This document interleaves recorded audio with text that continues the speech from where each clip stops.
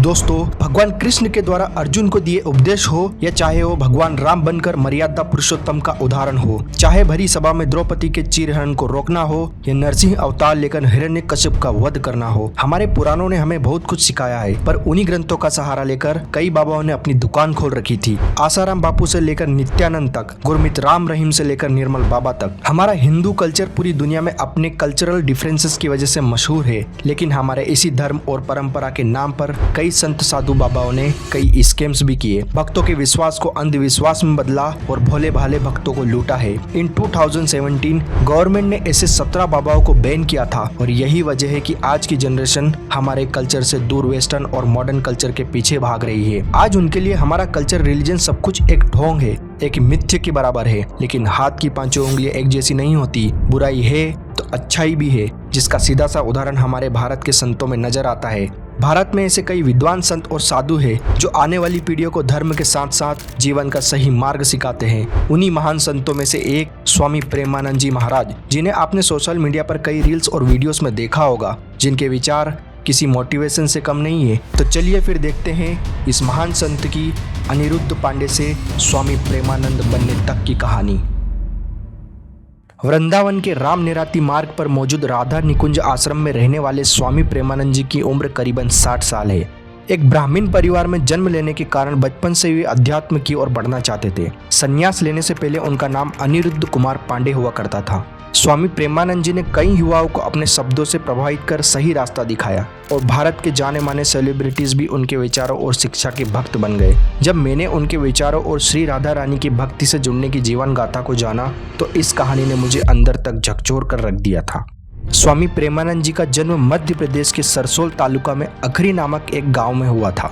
उनके पिता शंभुनाथ पांडे और मां रामा देवी ने उनका नाम अनिरुद्ध कुमार रखा। ब्राह्मण परिवार में जन्म लेने वाले अनिरुद्ध कुमार बचपन से ही अपने पिता के नक्शे कदम पर चलते हुए भगवान की भक्ति में लीन हो जाते थे। बचपन में वो अपने बड़े भाई से संस्कृत में लिखी किताबें सुनते। उनके घर का माहौल काफी सात्विक और अध्यात्म से भरपूर था, लेकिन किसे पता था कि घर की यही सात्विकता अनिरुद्ध के मन में भक्ति का बीज बो रही है। अपने दादाजी की तरह एक दिन अनिरुद्ध भी सन्यास को अपनाएंगे। मेरे और आपकी तरह अनिरुद्ध का बचपन खेलने कूदने में नहीं बीता। भगवान की भक्ति में वो इस कदर खो चुके थे कि महज 13 साल की उम्र में उन्होंने घर गृहस्थी छोड़ते हुए अजन्मा ब्रह्मचारी को अपनाकर सन्यास लेने की ठान ली। घर छोड़ने के बाद उन्होंने सबसे पहले नंदेश्वर धाम में आश्रय लिया, लेकिन उनका मुख्य लक्ष्य गंगा मां की चरण में जाना था। नंदेश्वर धाम में कुछ वक्त बिताने के बाद उन्होंने वाराणसी में प्रवेश करते ही नैष्ठिक ब्रह्मचारी का स्वीकार किया। यहाँ उनका नाम आनंद स्वरूप ब्रह्मचारी रखा गया। फिर उन्होंने अक्षरवती और महाकावी यानी सन्यासी धर्म का स्वीकार किया, जिसका मतलब होता है उन्हीं चीजों को स्वीकार करना जो आपको भगवान की दया से मिलती है। उनके इस सफर के दौरान उनका नाम स्वामी आनंदश्रम रखा गया। गंगा किनारे तुलसी घाट पर मौजूद एक पीपल के पेड़ के नीचे वो दिन भर भगवान शिव की आराधना करते। ठंड हो या बारिश, 3-3 बार वो गंगा में स्नान करते। एक सन्यासी के रूप में वो अपने पेट के लिए भिक्षा मांगते थे और उन्हें भिक्षा न मिलने पर भूखा भी रहना पड़ता था। अगर पहनने के लिए उन्हें कपड़े ना मिले तो वह बोरी की सहायता से खुद को ढककर जीते थे। एक सन्यासी के रूप में अपने जीवन के ज्यादातर साल उन्होंने गंगा किनारे पर मौजूद 80 घाट पर बिताए। किसी भी आश्रम में रहकर आराम से जीना उनके सिद्धांतों में नहीं था। अब गंगा मैया ही उनकी दूसरी माँ बन चुकी थी और गंगा के घाट उनका घर। स्वामी जी भगवान शिव के भक्त थे, लेकिन आराधना करते समय एक दिन उनके मन में विचार आया कि श्री कृष्ण का वृंदावन कैसा होगा। इस विषय में ज्यादा न सोचते हुए वे अपनी आराधना में खो गए। कुछ दिनों पश्चात एक अज्ञात व्यक्ति ने उन्हें काशी में कुछ धार्मिक कार्यक्रमों के उपस्थिति में रहने के लिए निमंत्रित किया, लेकिन स्वामी जी गंगा किनारे को छोड़ने को तैयार ही नहीं थे। काफी आग्रह के बाद स्वामी जी ने इस कार्यक्रम की वजह से 1 महीना काशी में बिताया। यहाँ पर उन्होंने चैतन्य लीला और रास लीला का आनंद उठाया। उनके मन में इसी रासलीला को हर दिन देखने की इच्छा जागृत हुई, लेकिन वृंदावन जाकर हर रोज इसे देखना मुमकिन नहीं था। काशी यात्रा के बाद वो वाराणसी वापस आए। एक दिन गंगा घाट पर युगल किशोर नामक एक व्यक्ति ने उन्हें प्रसाद देकर अपनी कुटिया में भोजन का निमंत्रण दिया। भोजन करते समय युगल से हो रही बातों में स्वामी जी ने वृंदावन जाने की अपनी इच्छा को जाहिर किया। युगल चाहता था कि वो स्वामी जी के लिए कुछ करे, जिसके खातिर उसने स्वामी जी के लिए वृंदावन की ट्रेन टिकट बुक कर उन्हें सौंप दिए। शायद ये भगवान कृष्ण का ही बुलावा था, जो सालों से योग न बनते हुए भी स्वामी जी वृंदावन जा रहे थे।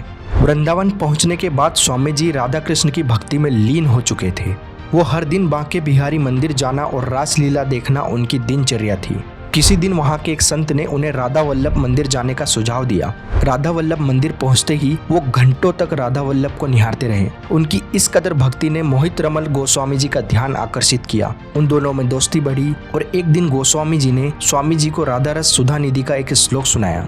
वो श्लोक था, श्री प्रिया वदन छवि चंद्र मनो प्रीतम नैन चकोर, प्रेम सुधा रस माधुरी पान करत निसी भोर। स्वामी जी संस्कृत समझते थे, लेकिन इस श्लोक का अर्थ वो समझ नहीं पाए, जिस वजह से गोस्वामी जी ने उन्हें हरिवंश का जाप करने की सलाह दी।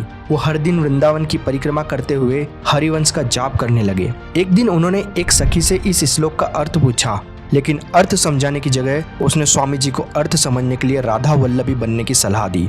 अब स्वामी जी से इंतजार करना मुश्किल था। वो तुरंत अपने गुरु गोस्वामी जी के पास पहुंचे और अपनी राधा वल्लभ बनने की इच्छा उन्हें बताई। गोस्वामी जी ने शरणागत मंत्र के साथ स्वामी जी को राधा वल्लभी संप्रदाय में दीक्षित किया। अब स्वामी जी एक सन्यासी से संत बन चुके थे। कुछ समय बाद वे सदगुरु देव से मिले। 10 सालों तक सदगुरु की सेवा में रहने के बाद उन्होंने स्वामी जी को निज मंत्र से सहचारी भाव और नित्य विहार रस में दीक्षित किया। यहीं पर उनका नाम स्वामी प्रेमानंद रखा गया। 1 महीने की काशी यात्रा उन्हें जीवन भर के लिए वृंदावन पहुंचा देगी, इसका ख्याल स्वामी प्रेमानंद जी के मन में भी कभी नहीं आया होगा। श्री कृष्ण और राधा की भक्ति में इतने खो चुके थे कि वहीं पूरे जीवन भर के लिए बस गए। 2016 में उन्होंने राधा केली कुंज ट्रस्ट की शुरुआत की, जिसका मिशन सामाजिक कल्याण, स्वास्थ्य और अध्यात्म से जुड़ी पहल आदि है। इस ट्रस्ट द्वारा वृंदावन में आए संतों का रहने खाने से लेकर उनकी चिकित्सा का भी ख्याल रखा जाता है। कुछ दिन पहले की बात है, जब इंडियन क्रिकेट टीम के कप्तान विराट कोहली अपनी वाइफ अनुष्का शर्मा और बेटी वामिका कोहली के साथ स्वामी प्रेमानंद जी के आश्रम पहुंचे। विराट कोहली की फैन फॉलोइंग या पॉपुलैरिटी को देख उनकी ये फोटोज काफी वायरल हुई। टीवी न्यूज और मीडिया पर तेजी से इसे लेकर खबरें वायरल होने लगी। आखिर ये संत कौन है? इस घटना के 2 दिन बाद ही विराट ने अगली मैच में 2 सिक्सर लगाए थे। साथ ही भारत मैच भी जीत गया था, जिस वजह से लोग इसे स्वामी प्रेमानंद जी का आशीर्वाद समझकर पॉजिटिविटी के नजरिए से देखने लगे। इसी के साथ उनके विचारों के कई सारे वीडियोस भी सोशल मीडिया पर काफी तेजी से वायरल होने लगे कि उनके विचार, उनकी सरलता जो आसानी से किसी को भी प्रभावित कर सकती है। जहाँ इंडिया में 17 से भी ज्यादा साधु बाबाओं को बैन कर दिया, आज स्वामी प्रेमानंद जी जैसे संत हमारे लिए एक किसी आदर्श से कम नहीं है। स्वामी प्रेमानंद जी एक ऐसे व्यक्ति हैं जो भगवान पर अटूट विश्वास रखने के साथ एक निर्मल मन के संत हैं, जिनकी भक्ति में उनके गुरु का भी मन आकर्षित कर लिया था। जहां आज के जमाने की मॉडर्न जनरेशन वेस्टर्न कल्चर को अपनाने के पीछे भागती है, वहीं पर स्वामी प्रेमानंद जी के विचार आज की पीढ़ी को भी आकर्षित करते हैं। अपने थॉट्स को वो जिस तरह से प्रेजेंट करते हैं, उन्हें किसी भी तरह की एक्सप्लेनेशन की जरूरत नहीं होती। उनका मानना है कि कोई भी व्यक्ति हमें दुख नहीं देता, ये हमारे कर्म ही है जो किसी व्यक्ति द्वारा मिले दुख के रूप में हमें वापस मिलते हैं। जहां हम पूरी जिंदगी सबको अपने दर्द के लिए कोसते रहते हैं, सिवाय खुद के, उन्हें ये बात सोचने पर मजबूर कर देती है। स्वामी प्रेमानंद जी का ईश्वर पर पूरा भरोसा है।